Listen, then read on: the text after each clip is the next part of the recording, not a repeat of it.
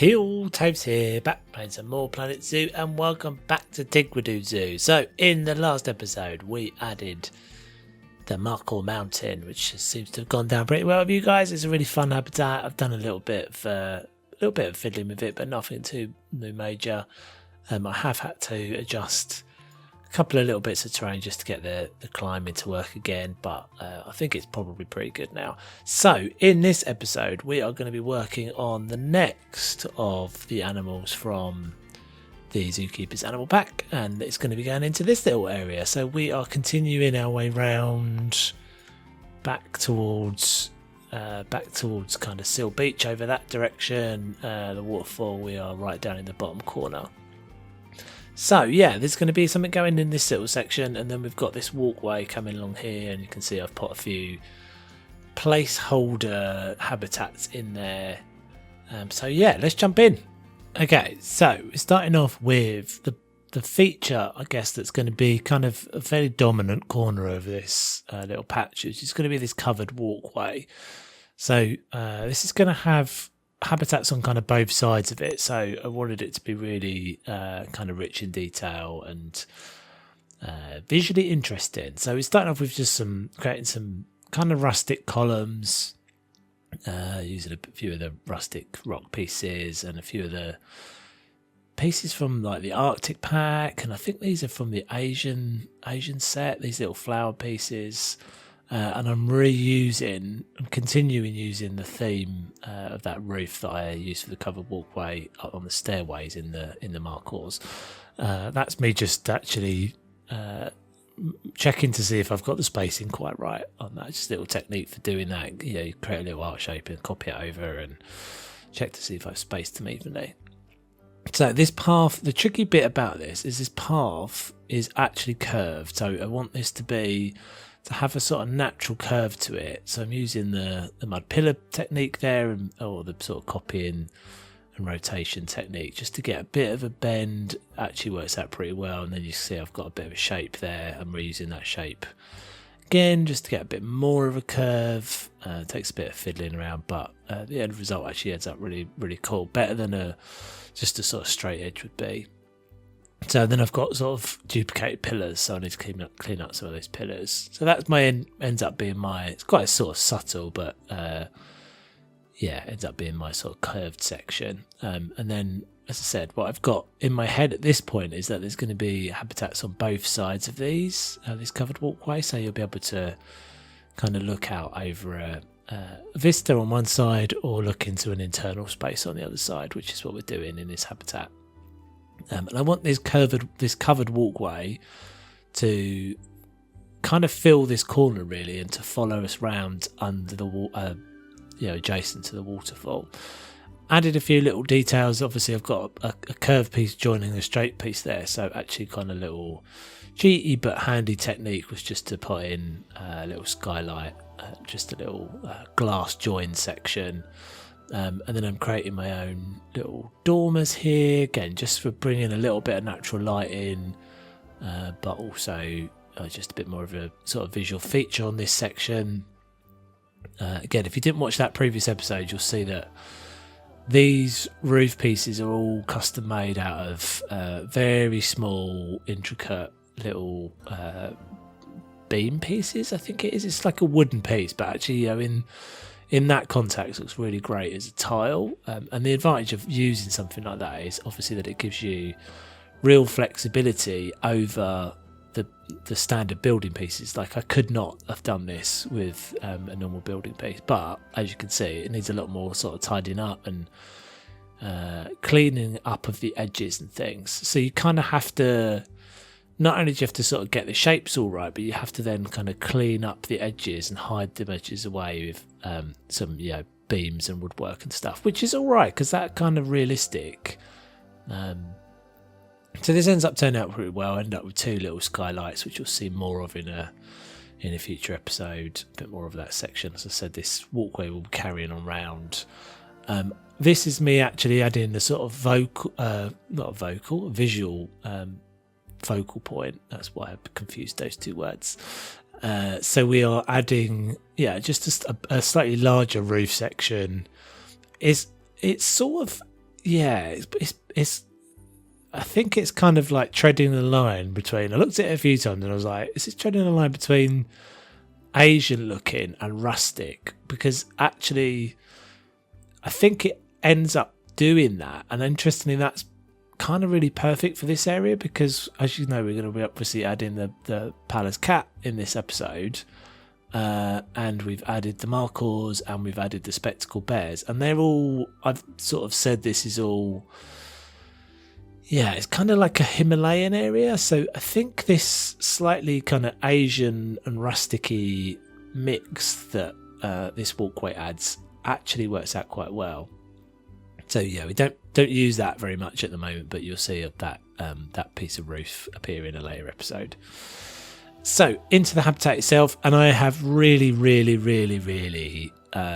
taken liberties with the amount of terrain and space they should have. The cats, again, I think like one of the things about the game is always just like visually what you'd see in a zoo versus what it says the requirements are. Yeah, so I really have taken a liberty with this, and this is much smaller than it should be. But I looked at some reference pictures, compared it to what I've seen in some some of those reference pictures, and gone, the cats are quite small, they don't really need as much space maybe as the game thinks it needs. So I think I've ended up with something like 50 square meters when they want like 200. So yeah, feel free to berate me in the comments for that, but I think it looks kind of cool. So you ended up this like rocky section. They're going to end up with like a guest facing area and a backstage area, and this main sort of slightly sloped floor there. You can see that's always a good trick to make sure that guests can see everywhere in a habitat, and it just ends up being like a kind of rocky little window into the sort of feature thing. I don't think it looks too small, like visually too small, but obviously according to the game it is. So I do end up with reusing a backstage part of the markhor habitat for this. So I kind of repurposed that building that's sort of at the top of the screen there. So just putting some rock in. As you can see, I've used the rustic piece at the bottom. This is me checking to see, can the cats actually get through that little archway? Weirdly, that little archway, I don't know what they've done with that archway, but the little arch on the right hand side at the back right of the habitat seems to always be like quite generous with letting animals through it. It doesn't really seem like it should be wide enough for the cats to get through, but they definitely can, and they walk through that little space quite frequently. They want the burrow enrichment item, so I put that in. I tried to get this massive rope thing in, but it doesn't really work, so I end up making my own in a minute. Put one of the scratching poles in. Interestingly, all of these things are accessible, but as is sort of always often the way when an animal is brand new in a DLC, there's always like one or two that don't really seem like they really do much. And the cat, is coming in there, but later on when I've finished the habitat, they just don't really do very much. But they just kind of stand there and stare out at the guest menacingly, as is cats do, I suppose. So yeah, you can see I've added some of the enrichment items in. I'm just framing this all in with a bit more of the rustic stone. And yeah, there's going to be, as I said, there'll be some more details in the backstage area, which I think we're going to do a little bit of a tour this episode, because I know we did a tour recently, but I'm probably didn't actually record very much of me building the backstage detailing, and it ended up getting slightly more involved than I originally thought it was going to do. So I'll probably just show you that in real time towards the end of the episode. So yeah, we can see it's coming together now. Little bit of foliage in. As I said, I wanted a scratching post in. The scratching post that is in there is in the game is obviously like for the tigers and stuff, I guess, and it's kind of huge for these dudes. So they obviously don't use this, but I thought I'd make my own. And to scale, it looks much more sensible.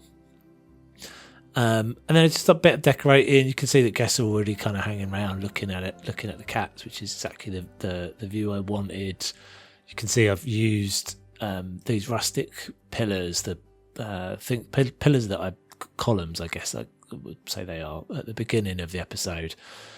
I've used those on one side, and then the habitat is kind of holding up the structure on one side. I wanted this kind of feeling of like inside outside. You see this quite often in zoos where they will have some of the scenery inside the habitat and then either mirror that or have it kind of bridging the gap between the glass, between the guests and the animal. So that box that is sitting there, I think at some point actually gets pulled slightly further through the glass, and then we've got the glass barriers going in all the way along. So that obviously that's nice and safe. Yeah, there we go. There's me doing that. And then I just kind of mirrored that scenery down into the habitat itself. It's just supposed to look a little bit like, I think there's a little bit of sort of Himalayan, I don't know, touches and things. Just putting a bit of woodwork around the tops of these beams, something I always try and make sure I do. And you've got the tops of walls don't generally just have like stones stopping, they usually have some sort of capping piece, so a little bit like a windowsill going in there. And then we're going to end up with a walkway all down the side of this as well, which I'll show you when we do the tour at the end. So you need some support pillars in, and as you can see I've hidden a bunch of kind of overlapping bits behind that wall, so I need to tidy up that and hide that away. Again, you'll see that in the tour. And just finishing off a few bits of the details around the top of the wall, so that around the top of the glass, so that the animals can't escape over it. Okay, so down by the spectacled bears, so they are just hanging about up there. We've still got the Markhor Mountain is doing its thing. I did actually make a little bit of a change to this since that last section of the recording, so there's now a covered roof up there, so we might just zoom up there. So this is actually a little bit more cosy now, I think. So yeah, it just sort of projects out into the space a little bit more. I did a bit more sign work and things as well. And I quite like the fact that they can still get a bit of a view into the climbing wall. But if we zoom down here, so now you can see this next to the Markhor habitat, we've got this covered walkway that's sort of snaking its way round off towards the bridge over the waterfall. And then, yeah, there's that guy just kind of hanging out. As I said in the speed build, they don't move very much for some reason. They can access all of these things, but they don't do it. But yeah, that's quite a cool little view. I did end up adding a little kind of implied slidable glass pane here. Just with some extra beams and things, just so that the keepers can get into this section for cleaning. Excuse me. And I've obviously added a little divider in there and filled in that little gap just with some foliage and things. There's like a raised flower bed in there. Always a little handy tip when you've got bits of rocks and things poking through, just to hide the mess away. So we'll go, as you can see, there is the walkway carries on that way. We've got another space here for something, but we're going to push it on through this door here, backstage. Oh, as ever, end up on the roof. Can we get down from here? Can we get down? Any way if we get down? No. Okay, bear with me a second. Let's just drop down inside there. Okay, right, so, cool. So yeah, we've just got this little sort of corridor. There might be another door going off that way at some point, I think.